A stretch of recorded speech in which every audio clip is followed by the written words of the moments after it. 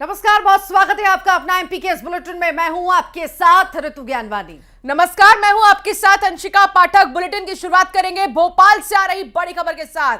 Shivraj cabinet की बैठक, वल्लभ भवन में मंत्री और अफसर जुटे हैं। तो परंपरा के अनुरूप बैठक हो रही है, ये गृह मंत्री ने कहा है। नरोत्तम मिश्रा ने कहा कि परंपरा के हिसाब से जो बैठक होनी थी वो हो रही है। तो अहम बैठक ये मानी जा रही है शिवराज कैबिनेट की बैठक। दरअसल देखिए, रविवार को आने हैं नतीजे, मतगणना होना है और उससे पहले ये बैठक महत्वपूर्ण मानी जा रही है, बहुत ज्यादा महत्वपूर्ण मानी जा रही है। और इसमें सभी मंत्री और कुछ चुनिंदा अफसर इस बैठक में शामिल होने के लिए पहुंचे हैं। हालांकि कितनी खास ये बैठक रहेगी ये तो बैठक के बाद पता चलेगा, पर गृह मंत्री ने कहा है कि नियम अनुसार, परंपरा अनुसार ये बैठक है, कुछ खास नहीं है। वल्लभ भवन में जुटे हैं मंत्री और अफसर और इस बैठक को वैसे तो कई मायनों में खास माना जा रहा है।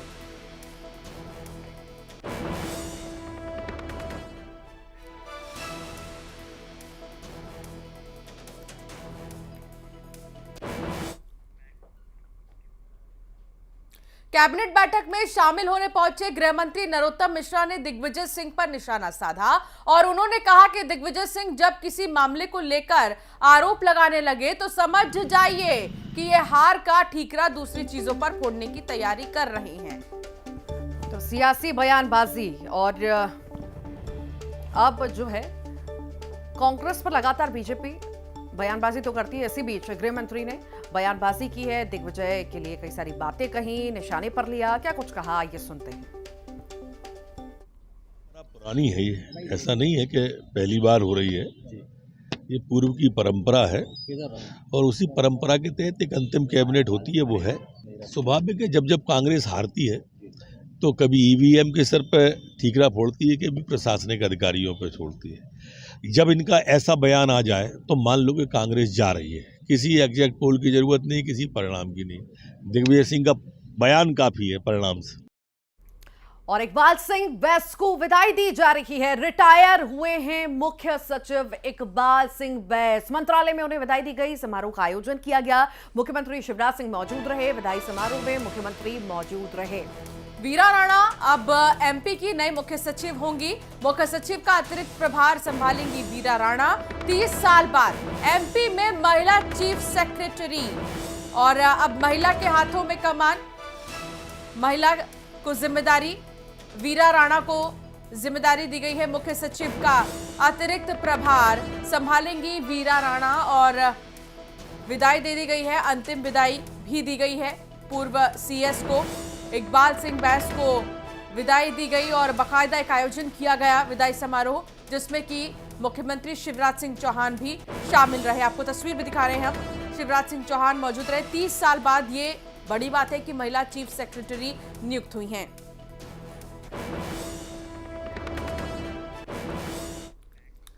मुरैना में बिजली विभाग के लोडिंग वाहन में अचानक आग लग गई और जिसकी वजह से इंजन धू-धू कर जलने लगा। मौके पर मौजूद स्थानीय लोगों ने पानी डालकर आग पर काबू पाया। सारा स्थानीय लोगों की वजह से बड़ा हादसा होते होते टल गया, लेकिन गाड़ी का इंजन और वायरिंग पूरी तरह जलकर खाक हो गई। तो ये तस्वीर आपको दिखा रहे हैं लोडिंग वाहन में कैसे ये आग लगी और ये पूरा वाहन राख हो चुका है। मुरैना का ये पूरा मामला बताया जा रहा है।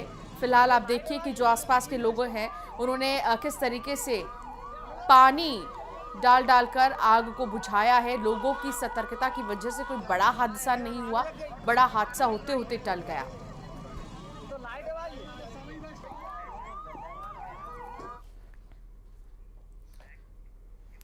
और मध्य प्रदेश में कुत्तों का आतंक लगातार जारी है। कटनी की हम बात कर लेते हैं, जहां पर कटनी जिले के बरही में आवारा कुत्तों ने बच्चों पर हमला कर दिया और बच्चे घायल हैं। घटना सीसीटीवी कैमरा में भी कैद हुई। जानकारी के अनुसार आवारा कुत्तों ने 5 साल के बच्चे और 8 साल की बच्ची सहित कुछ लोगों को घायल कर दिया। सभी घायल बरही अस्पताल में भर्ती हैं। आवारा कुत्ते के हमले से लोगों में दहशत का माहौल है। परिजनों का कहना है कि नगर परिषद के अधिकारियों को सूचना देने के बाद भी आवारा कुत्तों को नहीं पकड़ा गया। नगर परिषद के सीएमओ मनोहर बिंजवार ने कहा कि कुत्ते को पकड़ने का अभियान जारी है, लेकिन तस्वीरें अपने आप में काफी कुछ कहती हैं कि आखिर कहां पकड़ा गया। जो आवारा कुत्ते हैं, आवारा कुत्तों का आतंक लगातार देखने को मिल रहा है। बच्चों को देखिए किस तरीके से ये निशाना बना रहे हैं, झपट्टा मार देते हैं बच्चों पर, और जब लोग बीच बचाव के लिए आते हैं तो उल्टा ये कुत्ते उन पर ही हमला करने लगते हैं। और एक छोटी सी बच्ची जो यहाँ से गुजर रही थी उसको निशाना बनाया आवारा कुत्ते ने।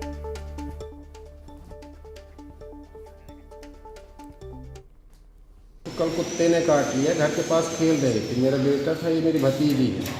कुत्ता अचानक आया है और इसके ऊपर हमला किया तो भागी है, और भागी है तो इसका पैर पकड़ लिया। वहाँ से पार्थ वाले 2 व्हीलर से आ रहे थे, उस कुत्ते के ऊपर चढ़ाया तो कुत्ता भाग गया।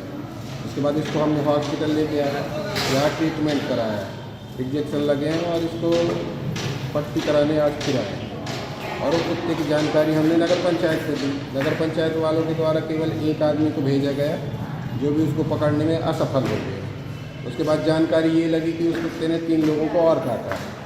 फिर हमने इसकी CCTV फुटेज निकाली, और फुटेज निकाल के उस कुत्ते की जानकारी हमने नगर पंचायत को दी। नगर पंचायत वालों के द्वारा रात में ये कहा गया कि हम उसको ढूंढ रहे हैं, लेकिन अभी आज सुबह तक जानकारी ये मिली है कि अभी उस कुत्ते को किसी ने नहीं मारा, ना ही पकड़ा गया। चिन्हित नहीं हो पाए हैं क्योंकि शहर में अधिक कुत्तों की संख्या है। ये पहचानना मुश्किल हो पा रहा है कि कौन से किस कैटेगरी में है, और निरंतर संपर्क की जा रही है स्वास्थ्य विभाग से, और निरंतर हम लोग पूरा सहयोग भी कर रहे हैं। और में घने कोहरे का असर दिखाई दे रहा है। इंडिगो फ्लाइट की सुबह लैंडिंग नहीं हो पाई, तो लगातार मौसम का मिजाज बदल रहा है और कहीं कहीं जगह पर बारिश भी है। हैदराबाद इंदौर की फ्लाइट की हम बात कर रहे हैं, जहां 1 घंटे आसमान में ये फ्लाइट चक्कर लगाती रही। 1 घंटे में 3 बार रनवे पर लैंड करने का पायलट के द्वारा प्रयास किया गया, पर हो नहीं पाया। विजिबिलिटी कम होने की वजह से लैंडिंग नहीं हो पाई। फ्लाइट को अहमदाबाद डाइवर्ट करना पड़ा। अहमदाबाद में लैंडिंग हो पाई, यात्रियों ने फिर जाकर के राहत की सांस ली।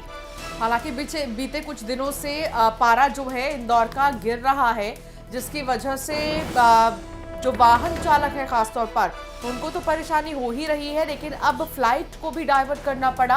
विजिबिलिटी कम होने की वजह से लैंडिंग नहीं हो सकी और अहमदाबाद में डाइवर्ट करना पड़ा। लगातार 1 घंटे तक विमान चक्कर काटता रहा, लेकिन विजिबिलिटी 0 ही रही, जिसकी वजह से डाइवर्ट करना पड़ा फ्लाइट को। सुबह लैंडिंग होनी थी, लेकिन सुबह लैंडिंग नहीं हो पाई और फिर अहमदाबाद डाइवर्ट किया गया।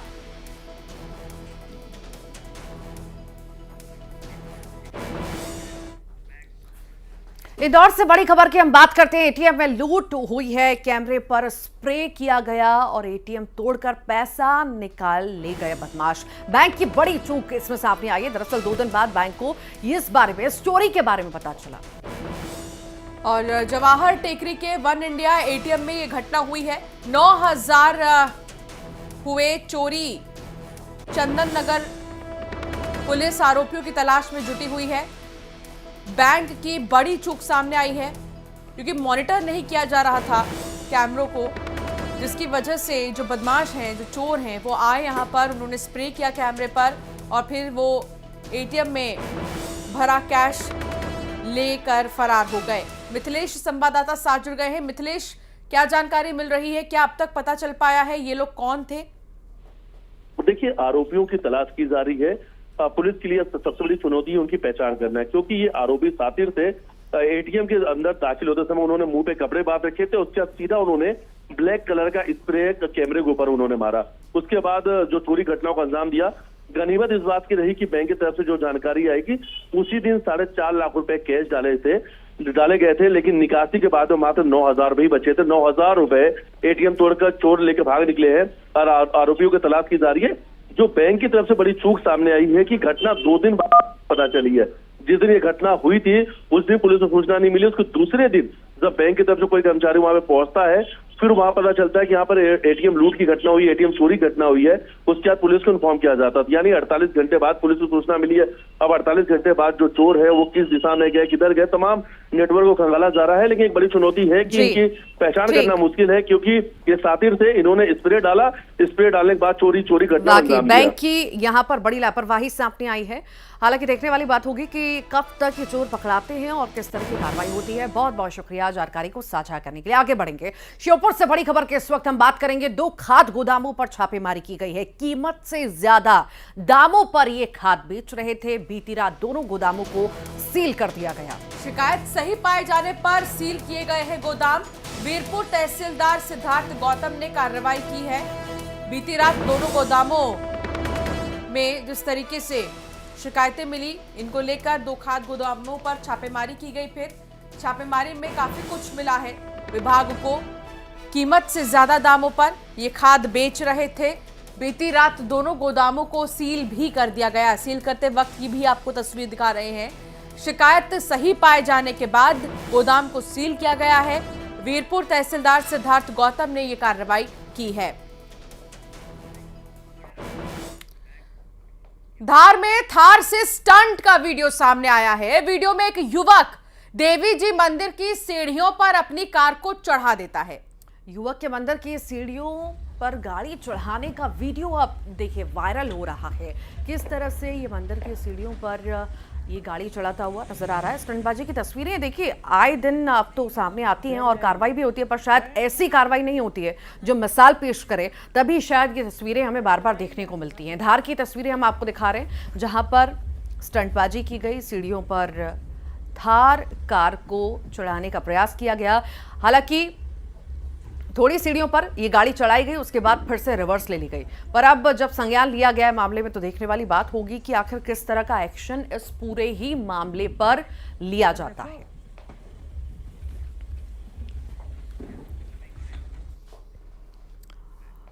और अब बात इंदौर से बड़ी खबर की। ड्रग्स तस्कर गिरफ्तार हुआ है। 1 लाख का ब्राउन शुगर के साथ ये गिरफ्तार हुआ है। दरअसल युवाओं को ये ड्रग्स का सप्लाई करता था। इंदौर क्राइम ब्रांच ने ये बड़ी कार्रवाई की है।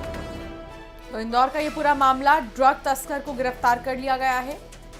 हालांकि अभी जानने की कोशिश होगी कि इसका चेन कितना बड़ा है, क्योंकि 1 लाख की ब्राउन शुगर भी इसके पास से जब्त की गई है। युवाओं को ये सप्लाई करता था ड्रग्स, लेकिन आखिरकार पुलिस ने कार्रवाई की और इसे धर दबोचा। इंदौर क्राइम ब्रांच की बड़ी कार्रवाई इसे कह सकते हैं, क्योंकि एक तो संकल्प है कि ड्रग फ्री देश बनाना है और दूसरी तरफ ऑपरेशन ड्रग के खिलाफ। 1 लाख की ब्राउन शुगर के साथ इसे गिरफ्तार किया गया। मंडला से एक शर्मनाक वीडियो सामने आया है और ये वीडियो आदिवासी वित्त एवं विकास निगम शाखा में पदस्थ सुरेश कुमार का बताया जा रहा है, जो शराब के नशे में धुत कार्यालय में देखे गए। दरअसल वीडियो में साफ साफ देखा जा सकता है, तस्वीरें हम आपको दिखाते हैं कि लिपिक सुरेश कुमार साहब इतने नशे में हैं कि उनका उठना भी मुश्किल लग रहा है। वीडियो के वायरल होते ही सरकारी महकमे में हड़कंप मच गया। अधिकारियों ने मामले को तुरंत संज्ञान में लेते हुए शराबी कर्मचारी के खिलाफ कार्रवाई के निर्देश भी दे दिए हैं। ये तस्वीरें कार्यालय की आप देख रहे हैं, शर्मनाक ये तस्वीरें।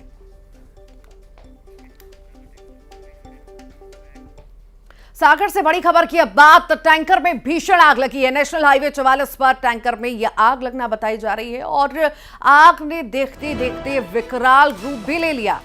ड्राइवर और क्लीनर टैंकर को सड़क किनारे छोड़कर भाग गए हैं। सागर से नरसिंहपुर की तरफ टैंकर जा रहा था। टैंकर में ज्वलनशील पदार्थ भरे होने की भी बात सामने आई है। देवरी थाना क्षेत्र के ग्राम चीमा ढाणा चौराहे की ये पूरी घटना है। आप देखिए इस टैंकर को बीच सड़क पर कैसे ड्राइवर छोड़कर भाग निकला। सागर से नरसिंहपुर ये टैंकर जा रहा था। हालांकि अब जानने की कोशिश होगी कि आखिर मालिक कौन है इस टैंकर का, कौन इसे चला रहा था और इस तरीके से बीच सड़क पर ही इस तरीके से पूरे टैंकर को छोड़ के भागना, आखिर इसके पीछे की वजह क्या है। ज्वलनशील पदार्थ भी इसमें रखे हुए थे। जब जांच की गई तो पता चला है NH 44 का ये मामला। अब बात करेंगे उमरिया की। बड़ी खबर आ रही है, चंदिया में किराना दुकान में और गोदाम में आग लग गई। शॉर्ट सर्किट से आग लगने की आशंका जताई जा रही है। तो फिलहाल ये भीषण आग को बुझाने का प्रयास किया गया और बुझा भी लिया गया। फायर ब्रिगेड की टीम जो है मौके पर पहुंची। कड़ी मशक्कत के बाद आग पर काबू पाया गया। दरअसल ये उमरिया की तस्वीरें हैं जहां पर शॉर्ट सर्किट हुआ और आग लगी। देखते देखते आग फैलने लगी और बेकाबू होने लगी। राहत की ये बात है कि आग पर काबू पा लिया गया है।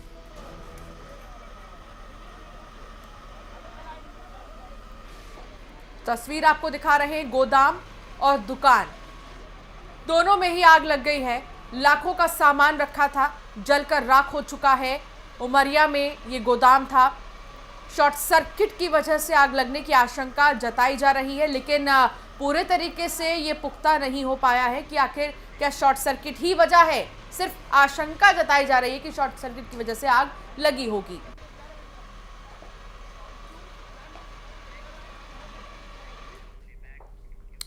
और रतलाम में सर्द रात में हमारे न्यूज 18 संवाददाता रैन बसेरों की रियलिटी चेक के लिए पहुंचे।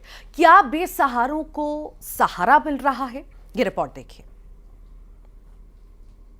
सिविक सेंटर स्थित आश्रय स्थल रैन बसेरा पे, लेकिन सबसे बड़ी बात यह है, सबसे खास बात यह है कि इस रैन बसेरा को ऐसी जगह पर बनाया गया है जहां पर कोई भी आता जाता नहीं है, या यूँ कहें कि जिस तरह पांडवों ने अज्ञातवास काटा था, एकदम अज्ञात जगह पे, उसी जगह पे इस तरह के इस रैन बसेरे को बसाया गया। चूँकि इस बार थोड़ी व्यवस्थाएं ठीक ठाक दिख रही है, वरना यह स्थल पूरी तरह से अंधेरे में डूबा हुआ नज़र आता था। तो हम देख लेते हैं कि किस तरह की व्यवस्था है, ऊपर चल के चाक चौबंद व्यवस्था है या नहीं है, और क्या कुछ खास व्यवस्था की गई है यहाँ पर ठहरने वालों के लिए रतलाम नगर निगम ने। तो चलिए आपको दिखाते हैं रतलाम के ये तीसरे नंबर का जो रैन बसेरा है वहाँ किस तरह की व्यवस्थाएं हैं। सिविक सेंटर स्थित रैन बसेरे पे हम पहुँच गए हैं और यहाँ पे पुरुष और महिला अलग अलग व्यवस्था की गई है इन दोनों की, और ये फ्लैट के अंदर ही जो रैन बसेरा है वो संचालित हो रहा है। तो मोटे तौर पर अगर मैं देखूँ तो अच्छे खासे तो सभी को 3 दिसंबर का इंतजार है। एमपी और छत्तीसगढ़ में विधानसभा चुनाव के 3 दिसंबर को नतीजे आने हैं। और इससे पहले आज न्यूज